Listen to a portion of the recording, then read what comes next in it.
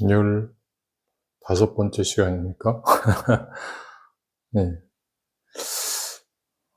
어제에 이어서 오늘은 기도의 장소에 대해서 말씀을 드리겠습니다.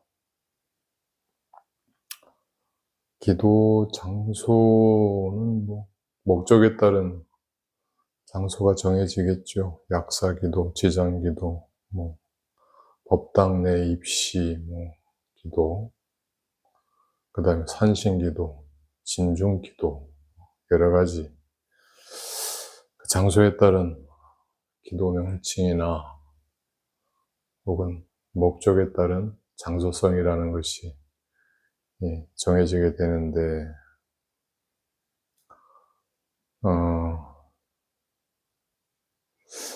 기도 장소라고 하는 부분들도 결국에 공과 간에 대한 문제에서 생각을 해보셔야 됩니다. 공이라고 하는 것은 이전에 말씀드렸듯이 모든 것을 다 작용하게 할 수 있는 법으로서, 그 다음에 간이라고 하는 것은 우리가 이 세계를 상대적으로 작동되고 난 이후의 결과로서 계의에 대한 문제이기 때문에 법당이라는 공간, 혹은 산신각이라는 공간, 혹은 야외도 마찬가지입니다. 어디 그냥 산중에 있는 기도터 같은 이런 것들도 그 안에서 일어났던 모든 것들을 저장하는 기능이 있습니다. 그렇다 보니까 기도터나 혹은 법당, 산신각에서 이렇게 하다 보면 특정한 현상, 그 신비한 어떤 현상들 같은 것을 많이 경험을 하게 되죠. 그걸 그 산에 산신이 계신다, 산신의 영험함을 봤다, 혹은 지장전 자체 지장보살의 영험함을 혹은 가피를 받았다, 이렇게 얘기를 하기도 하는데, 저는 산신이 거기 계신다라기보다 그 산신과 관련하여 특정한 어떤 보살이나 부처님과 관련한 사람의 의식작용이 그 공간 안에 저장되었던 것이 현재 그 발언하는 사람과 상호작용이 다시 나타난 거라고 봅니다. 이건 제 경험으로 말씀을 드리는 부분입니다. 저는 그런 기도터 혹은 사찰 이런 곳을 다니면서 그런 경우들을 자주 봅니다. 또 기도하면서 그런 경우들을 많이 겪었었고요.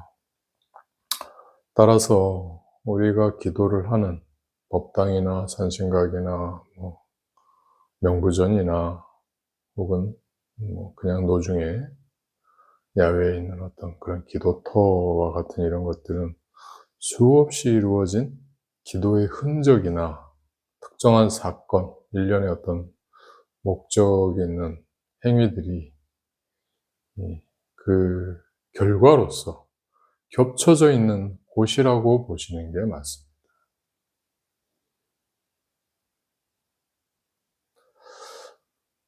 그러니까 제가 특정하게 그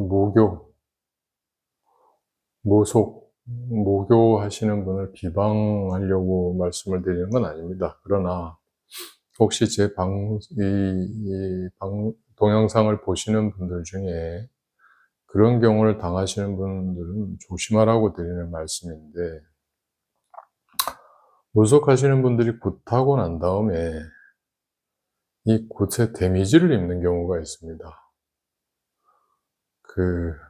자기 분수에 맞지 않는 굿을 했다거나, 혹은 좀 일이 이렇게 틀어진 경우에 그게 이제 벌충받는다 이렇게 표현하기도 하는데, 자기한테 그게 되돌아와서 일단 곤란을 겪게 하는 이런 경우가 있을 때 그거를 풀려고 오는 분들이 있습니다.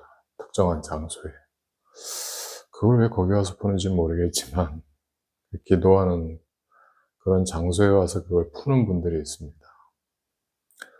그 사람들이 거기 와서 볼 때는 그 사람들이 갖고 있는 문제, 즉, 그 사람들이 예를 들어서 구술했을 때 겪었는 어떤 상황이나 그 구술하면서 만들어진 어떤 부작용 같은 것들이 거기 오겠죠. 그래서 거기서 그것을 푼다라는 어떤 행위도, 즉, 내 몸에서 그것을 혹은 내 의식 영역에서, 그런 특정한 일련의 그 감정이나 생각들을, 어, 내 외부로 밀어낸다. 혹은 내 밖으로 이렇게, 우리 마치 빨래하듯이, 이렇게, 씻어낸다라는 개념을 가지고 일을 하기 때문에, 당연하게 그 장소는 또 그것과 관련된, 그런다고 해서 풀리는 것 같지는 않아요. 풀리는 것 같지는 않은데, 그래도 그렇게라도 하면 이제 좀 위안이 될 테니까 그렇게 하는 것 같은데, 어, 그러면 결국에 그 장소가 그것으로 오염된다고 봐야겠죠. 그건 오염입니다. 그거는. 그렇다고 그 장소가 그것을 오염으로 인식하지는 않습니다. 차별 없이 그냥 그것을 받아들입니다. 우리 물에다가 떨어뜨린다고 물이 그거 싫어하겠습니까? 싫다라는 감정도 없이 그냥 그것을 그대로 간직하고 있습니다. 다만 그 다음에 그 물에 발을 담그는 사람이 이제 거기에 영향을 받는 거죠. 똑같은 원리가 거기도 적용이 됩니다. 그래서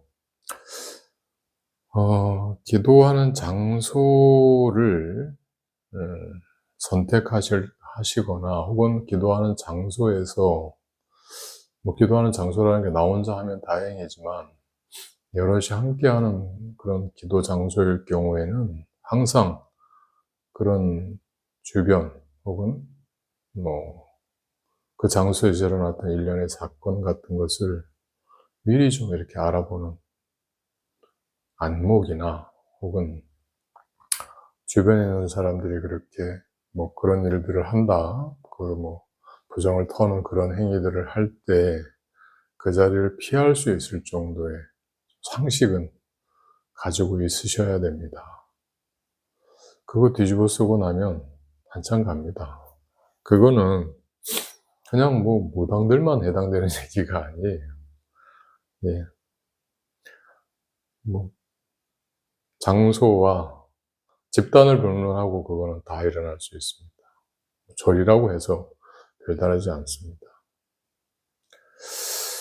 따라서 이렇게 수없이 이루어진 기도의 흔적이 겹쳐 있는 것, 일련의 사건들, 그 다음에 당연하게 그 발언 내용, 즉 욕망이 겹쳐 있는 곳이 기도터이며 법당이며 산신각 혹은 야외, 노천 기도터라고 보시면 되는데, 따라서 가장 첫 번째 이제 우리가 생각을 해야 할 것은 그 장소성을 내가 청정하게 하는 것이 첫 번째입니다. 즉, 우리 어디 가면 먼저 청소부터 하죠. 예. 그래서 그 장소성을 정화할 수 있는 의식적 행위가 첫 번째. 우리 그래서 그 천수경 같은 경우에도 정구업진은 입으로 먼저 정화를 시키고, 그 다음에 제를 이제 천수경을 다 하고 난 다음에 제를 준비하려고 하면 이제 다시 정법계 진원을 또 들어가죠. 정법계 진원이 바로 그겁니다. 내가 지금 이 제를 올리고자 할 때 이 주변에 여러 가지 여타 부정적인 영향을 말키는 것, 정화시키는 것이 첫 번째입니다. 그 정화시키는 방법은 여러 가지가 있는데, 진원으로 하셔도 되고, 아니면 그냥 일종의 물이나 이런 걸 이렇게 진원의 힘으로 에너지화해서 그걸 뿌려서 이렇게 정화시키는 방법도 있고, 그냥 청소를 하셔도 되고요. 그 무당들이 징을 치는 이유, 스님들이 제를 올릴 때 징을 치는 이유 아세요? 왜 징을 칠까요? 옆에서 들으면 굉장히 시끄러운데 왜 그렇게 징을 칠까요?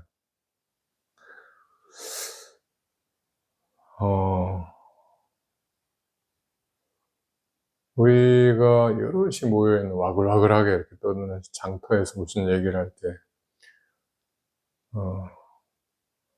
특정하게 나의 이야기를 더, 혹은 옆에서 이렇게 떠드는 어떤 소리보다 내 이야기를 더 상대방에 크게 전달을 하려면 당연히 그 파동, 기존에 있던 파동보다 더 큰 파동을 만들어야 되겠죠. 그게 바로 지행을 치는 겁니다. 지행을 침으로 인해서 나의 이야기, 혹은 지금 현재 여기에서 이루어지는 이런 일들에 대한 파동을 좀 더 크게, 주변에 기존에 이렇게 저장되어 있던 에너지보다 더 큰 파동으로서 그 상대, 혹은 어떤 발언하는 보살이나 부처님께 전달하고자 할 때 징을 치고요. 그리고 두 번째, 징을 침으로 인해서 그 죄를 주관하는 사람의 의식이 훨씬 더 쉽게 동조되는 효과가 있습니다. 징과 꽹가리 같은 경우에 그런 역할을 하거든요. 그래서 무속하시는 분들이 고장이라고 하죠. 고장. 무교하시는 분들이 굿을 하면서 징, 장구, 북 같은 것으로 아주 빠른 가락을 쳐대는 것, 그 고장이라고 하는데, 그 고장을 그렇게 빨리 하는 이유는요, 의식을 동조시키기 위해서 그렇습니다. 우리 진원기도도 마찬가지거든요. 진원기도 천천히 하는 거 굉장히 어렵습니다. 그러다 보니까 진원기도를 굉장히 빠른 속도로 합니다. 머릿속에 딴 생각이 들지 않게. 그래서 도저히 입으로 따라할 수 없을 정도로 굉장히 빠른 속도로 진원기도를 해서 집중력을 높이고 의식을 동조시켜서 내가 원하는 의식 상태로 가는 것. 그게 이제 징을 치는 이유입니다. 따라서 이 의식을 거행하는 이 공간에 여탄, 묵혀있는 다른 의식들을 걷어내고 나의 의식으로 이것을 충만하게 만들기 위해서 징을 치듯, 징이 없으면 정법계 진원을 하시든, 아니면 진원을 통해서, 광명진원이나 이런 걸 통해서 어떤 특정한 매질, 예를 들어서 광명진원과 물을 두 개를 결합시켜서 물을 뿌린다든지 해서 이렇게 장소를 정화시키는 일을 먼저 하셔야 되고요. 그리고 두 번째, 이게 가장 궁금하실 텐데, 그러면 우리가 장소를 어떻게 해야 되느냐? 꼭 산으로 가고 법당에 가고, 아니면 산신각에 찾아가야 되느냐? 산신기도 하려면 산으로 가야 되는 거 아니냐? 지장기도를 하려면 지장기도로 가야 되는, 지장전으로 가야 되는 거 아니냐? 이렇게 생각하시는데, 가셔도 좋고, 안 가셔도 상관은 없습니다. 가면은 좀 낫습니다. 가면 좀 나은데, 실제 법계라고 하는 부분이 우리 살아있는 사람처럼 여기만 있고 여기 있으면 저기 없다처럼 그렇게 되는 게 아니기 때문에 그 원리를 알면 어디서도 다 됩니다. 근데 이제 예를 들어서 내가 그런 특정한 목적이 있는 분들이 있죠. 무교하시는 분들은 계룡산 산신을 배워야겠다면 계룡산 가야겠죠. 집에 앉아서 계룡산 산신을 부른다. 능력이 되면 됩니다. 근데 그게 안 될 경우에 계룡산 찾아가면 훨씬 낫겠죠. 계룡산 산신이 굳이 나를 찾아서 여기 올 일은 없을 테니, 내가 그리로 가면 훨씬 더 나은데, 일반적으로 이렇게 우리 불교 수행하시는 분들께서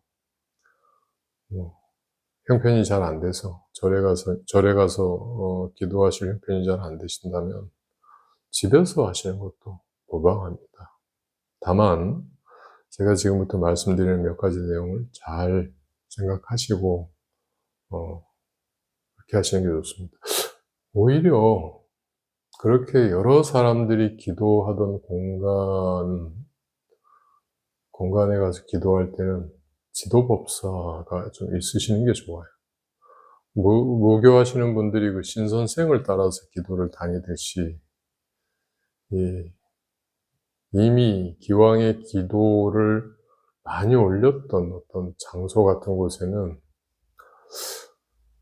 그 장소의 어떤 기억들, 과거에 이루어진 에너지들이 거기 집중이 되어 있기 때문에 못 모르고 그런 데 가서 기도하다가 탈나는 경우가 있으니 차라리 그럴 바에는 내 집에서 하시는 것이 더 안전할 수도 있습니다.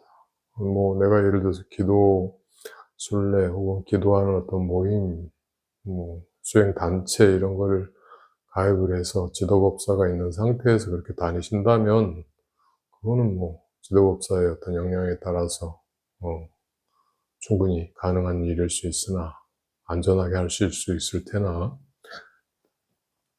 그렇지 않고 나 혼자 그냥 돌아다닌다는 건 조금 더 위험할 수 있으니까 집에서 하시는 게 나을 수 있습니다. 집에서 하실 때는 장소를 성소로서 정화한다라는 개념을 갖고 계셔야 돼요. 예를 들어서 내 집을 한번 떠올려 보시면 내 집에서 내가 가장 편안하게 있을 수 있는 장소가 있습니다. 뭐 하다못해 방석 하나만 놓을 수 있을 만한 크기의 장소라 하더라도 상관이 없습니다. 넓은 방이나 뭐 이렇게 되면 더할 나위 없이 좋겠지만 그렇지 않다라면 뭐 거실에 있는 소파 혹은 뭐 베란다도 좋고요. 주방도 좋습니다. 안방에 내 침대도 좋습니다. 그러나 안방 침대 같은 경우에는 나 혼자 쓰는 공간이 아닐 수도 있고 또 거실 침대 같은 경우에 나 말고 다른 사람도 거기서 그것을 써야 되기 때문에 가급적이면 나 혼자 쓸 수 있는 내가 전용으로 쓸 수 있는 그런 공간이면 더 좋습니다. 자, 그런 공간을 한번 떠올리셔 보고 그 공간에 들어갔을 때 내가 어떤 느낌이 나는지를 한번 확인을 해 보십시오. 그래서 가장 편안하고 아늑하게 느낄 수 있는 공간을 정합니다. 자, 그 장소가 정해지면 장소 내 의식적인 대상, 즉 부처님 상이나 혹은 부처님 사진이나 혹은 뭐 예를 들어서 아주 작은 그 기독교인들은 주로 십자가를 쓰죠.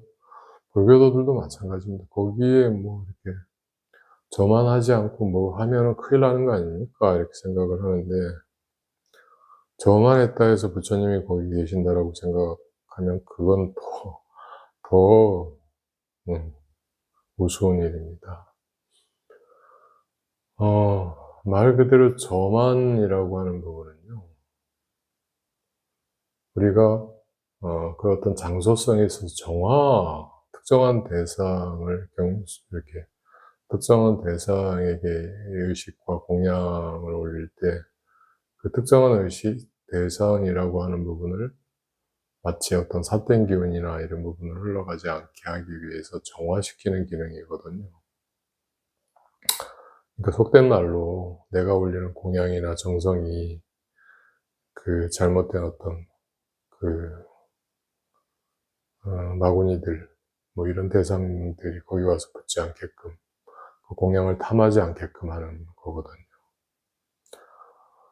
그러니까 집에서 할 때는 그냥 사진 정도, 부처님 사진이나 내가 다니는 주 사찰이었던 그 부처님 존상을 찍어서 그것을 액자나 이런 데 넣어서 이렇게 갖다 놓으셔도 무방합니다.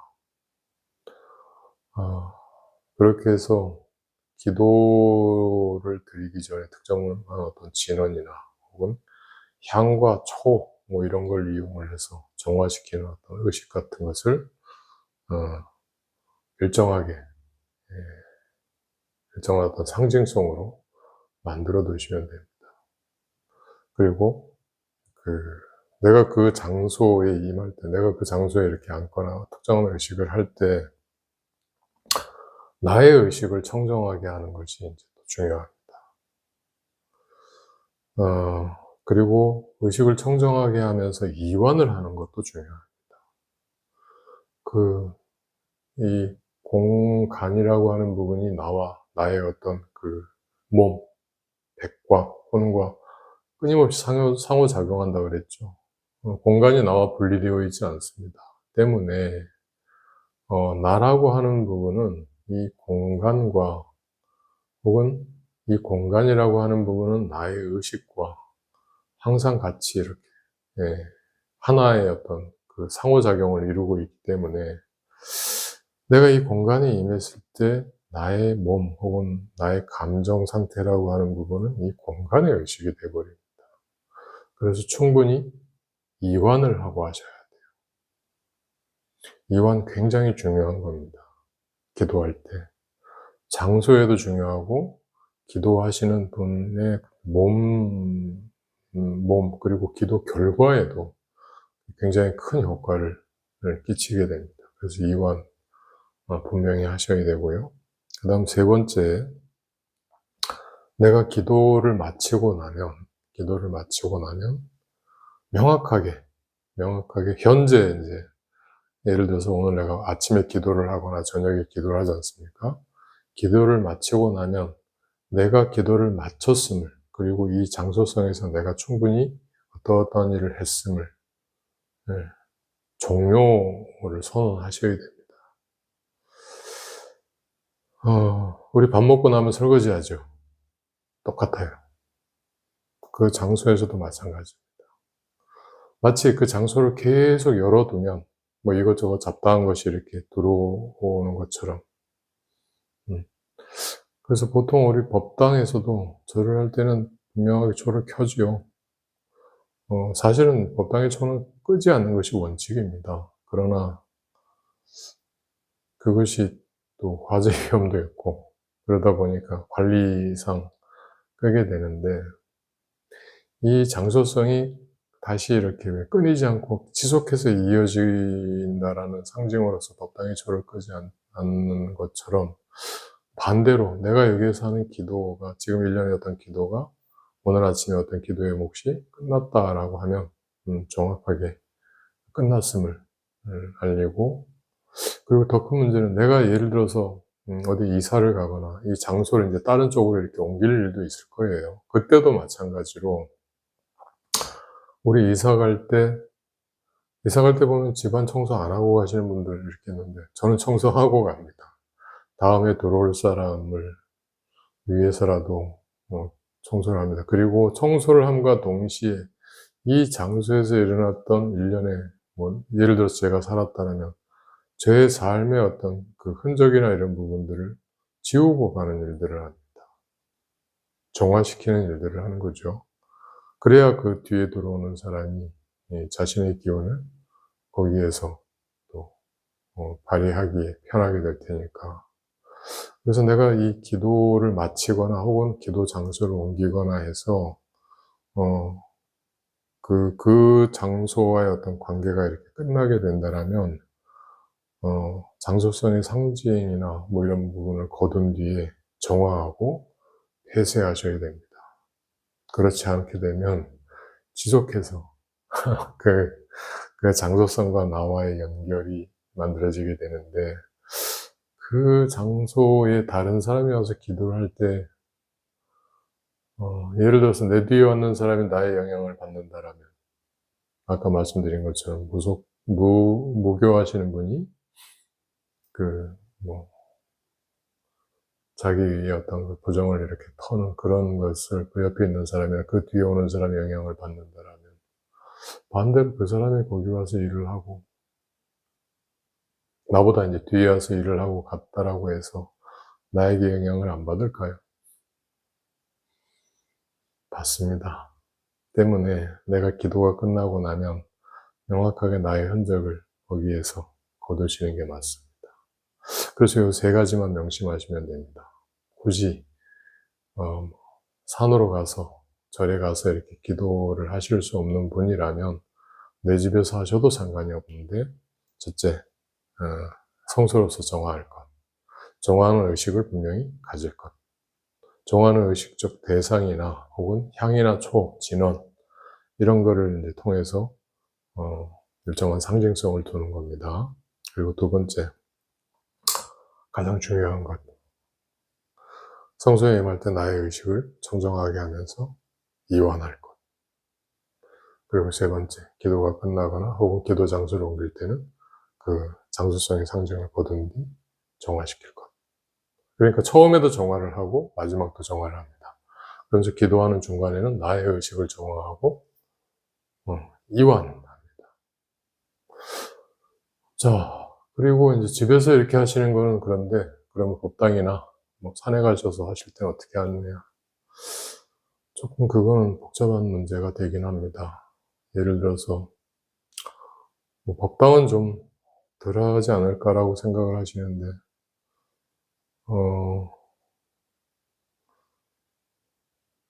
그건 뭐 질에 대한 문제가 아니라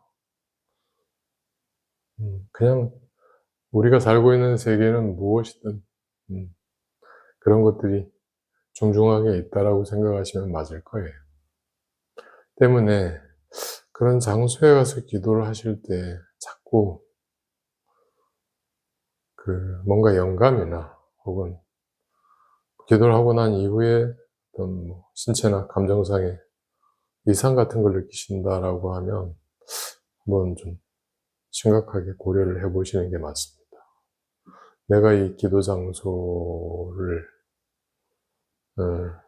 혹은 이 기도 장소의 영향을 이기지 못하거나 혹은 뭐 이긴다라는 표현은 좀 어폐가 있습니다. 어쨌든 내가 이 기도 장소의 어떤